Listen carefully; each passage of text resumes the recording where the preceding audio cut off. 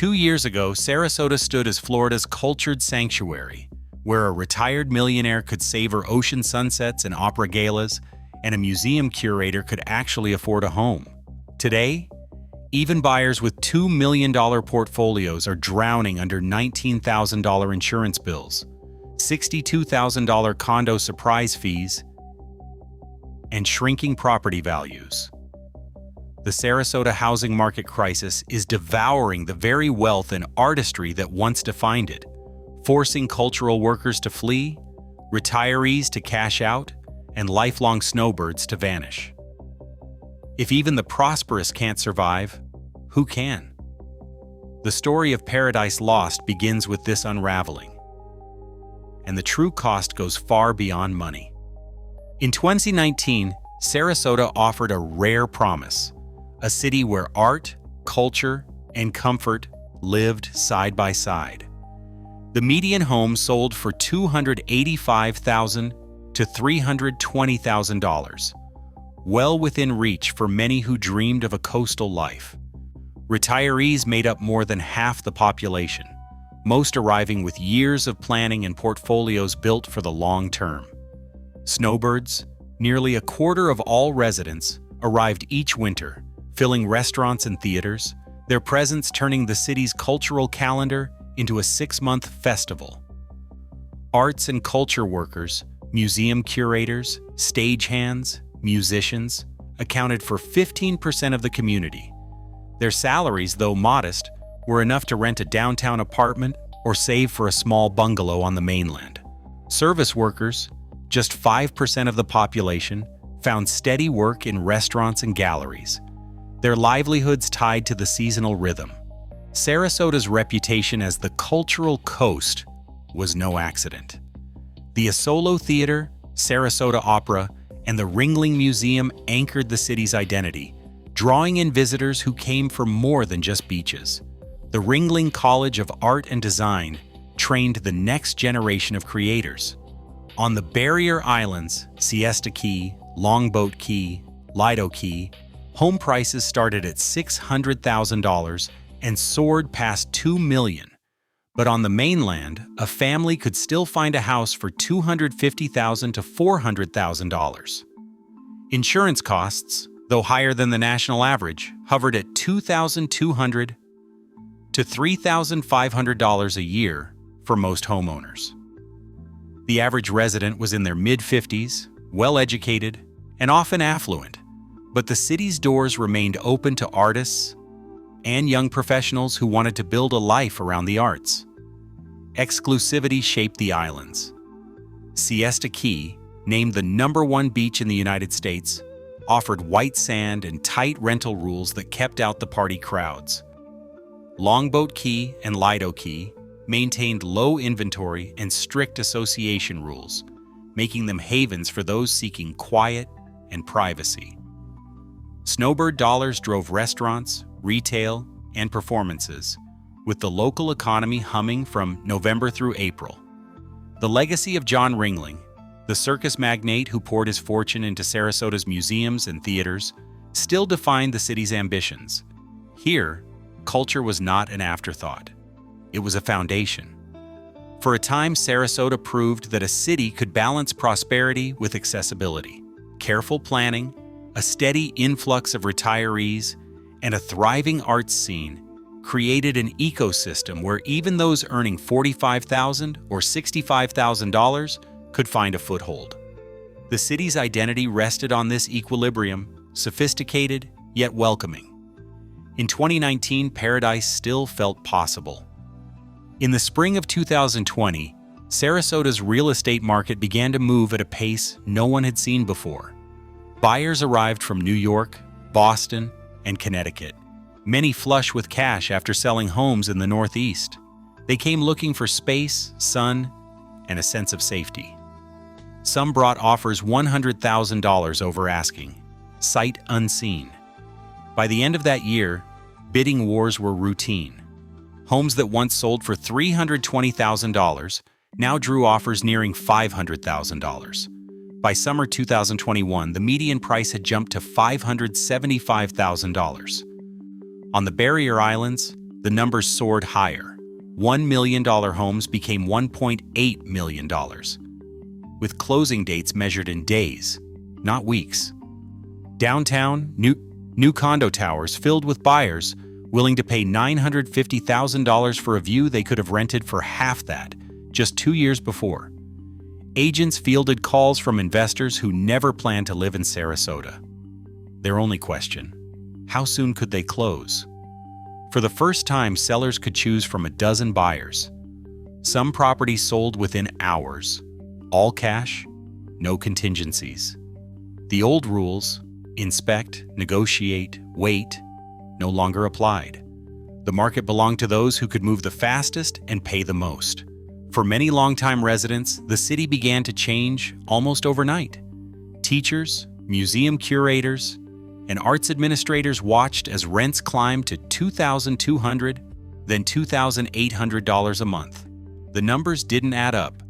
A $58,000 salary could not support a $500,000 mortgage or even a modest apartment in the city center. Some tried to compete, stretching budgets or moving in with roommates. Others gave up, accepting jobs in North Carolina or Georgia or commuting from Bradenton and Northport, 30, 40, even 50 minutes each way. The ripple effects reached every corner of Sarasota's cultural life. Orchestra musicians and stagehands found themselves priced out of the neighborhoods where they once lived and worked. Restaurants and galleries struggled to keep staff, as service workers faced the same impossible math. Meanwhile, luxury vacation rentals multiplied, catering to snowbirds and corporate retreats. Units that once housed year-round residents now sat empty half the year, waiting for high-season guests. The promise of Sarasota as a city where art and comfort met was fading, replaced by a market where only the fastest, wealthiest, or luckiest could stay. By the close of 2022, the city was unrecognizable to many who had called it home for decades. A place built on careful planning and cultural ambition had become a destination for out-of-state capital, its doors closing to those who made Sarasota vibrant in the first place. The price surge didn't just change who could afford to buy, it reshaped the city's identity, one sale at a time. Insurance in Sarasota did not just climb, it leapt. A homeowner on the mainland who paid $2,500 in 2019 now faces a bill of $7,800, sometimes more. On the barrier islands, premiums of $12,000 to $22,000 are common. Beachfront properties can see annual insurance costs top $25,000 or even $35,000. For many, these are not theoretical figures but lines on a renewal notice, due in full before coverage lapses. The cause is not a single storm or policy, but a cascade. Global reinsurance rates doubled between 2018 and 2023. Climate risk models grew more dire, and a wave of litigation pushed smaller carriers out of Florida altogether. By 2024, companies like AAA, Farmers, and Heritage had withdrawn or refused to renew thousands of policies in Sarasota zip codes, especially along the coast. Citizens Property Insurance, once a last resort, now covers up to 80% of homes in some barrier island neighborhoods. Premium shocks arrived in waves. In 2023, homeowners opened envelopes to find increases of 50%, even 200%. Some received non-renewal notices instead, with instructions to apply to citizens or risk going uninsured. Flood insurance, once optional, became mandatory as FEMA flood maps expanded, adding $4,000 to $8,000 to annual costs. Lenders demanded proof of coverage before closing or refinancing, and some older homes simply could not meet the new wind or flood standards. For these, no private insurer would write a policy at any price. Condominium owners faced a different but equally daunting threat. After the Surfside collapse in Miami-Dade, Florida, mandated milestone structural inspections for all condo buildings 3 stories or higher and at least 25 years old near the coast. The deadline, December 2025. Engineering reports revealed widespread water intrusion, cracked balconies, and corroded rebar. Associations scrambled to comply, but the price was staggering. Special assessments of $40,000 to $100,000 per unit swept through buildings on Longboat, Lido, and Siesta Key. Some boards voted to double or triple monthly fees, others demanded lump sum payments. Owners who could not pay faced liens, forced sales, or legal disputes with their neighbors. Reserve studies found multi-million-dollar shortfalls. To maintain insurance, associations rushed repairs and shored up reserves, often at peak construction cost. Lenders refused to underwrite mortgages for units in non-compliant buildings, causing sales to fall through at the last minute. Listings in affected towers now advertise cash only or steep discounts, with buyers wary of unknown future liabilities. In some cases, residents offered their units at six-figure losses rather than face another round of assessments. Monthly carrying costs spiraled. A two-bedroom condo that cost $900 a month in HOA and insurance in 2021 now runs $1,800 or more. For many, the math no longer works. Even those with significant assets find themselves forced to choose: pay the assessment, take out a loan, or walk away. The insurance crisis, once a worry for the unlucky or the unprepared, has become a universal burden, one that spares neither the wealthy nor the careful. Ownership in Sarasota now means bracing for the next bill, the next inspection, the next letter from the board or the insurer. The old promise of security has fractured, replaced by a new reality. Risk is now part of the price of paradise. A couple retires to Longboat Key in 2021 with a portfolio valued at $2.2 million. They pay $1.1 million for a waterfront condo, no mortgage, expecting a secure future. By 2025, the condo appraises at $880,000, a loss of more than $200,000 on paper. Their insurance bill arrives, $19,500 for the year. Taxes and HOA fees add another $27,000. A $42,000 special assessment for structural repairs, divided over 5 years, means $8,400 more each year. Altogether, housing costs swallow $54,800, 62% of their $88,000 annual draw. They debate selling, but even the smallest condos on the island start at $450,000 with similar fees. The agent warns them it could take 6 to 9 months to sell, and the loss will be steep.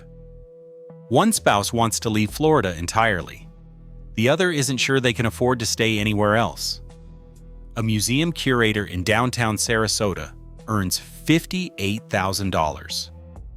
Rent for a modest condo is $2,400 a month, nearly 60% of take-home pay.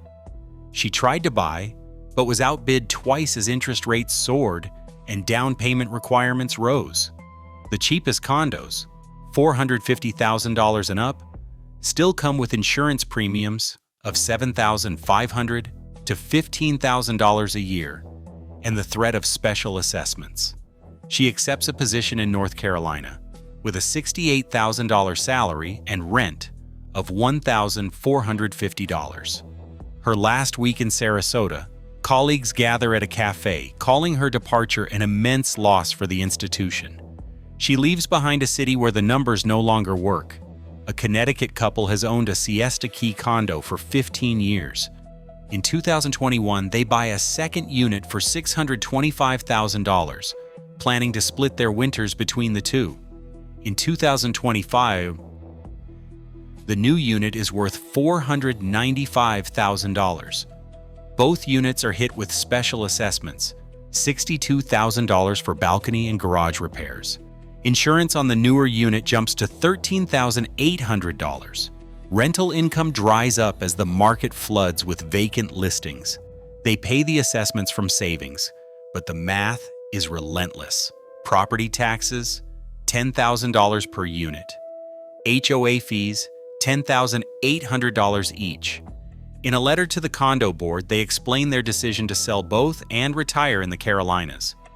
30 years of Sarasota winters ended by a spreadsheet. A young couple works in the arts sector. She manages a museum database. He's a theater sound engineer. Their combined income is $135,000. In 2022, they buy a Palmer Ranch home for $485,000, putting 5% down. By 2025, the house is worth $410,000. Insurance costs have nearly tripled, now $8,200 a year. Their mortgage, taxes, HOA, and insurance total more than $54,000 annually, over half their net income. They owe $75,000 more than the house is worth. Both love their work, but the numbers don't add up. They talk about leaving Sarasota, searching for jobs in cities where housing is affordable and the arts are still within reach. In Sarasota, even the careful, the affluent, and the committed find themselves boxed in.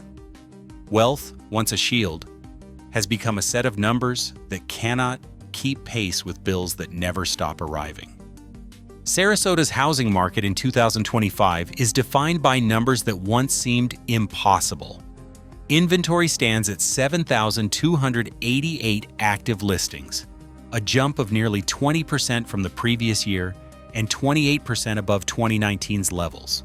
Homes now linger on the market for 95 to 125 days, a far cry from the bidding wars and lightning-fast closings of the boom.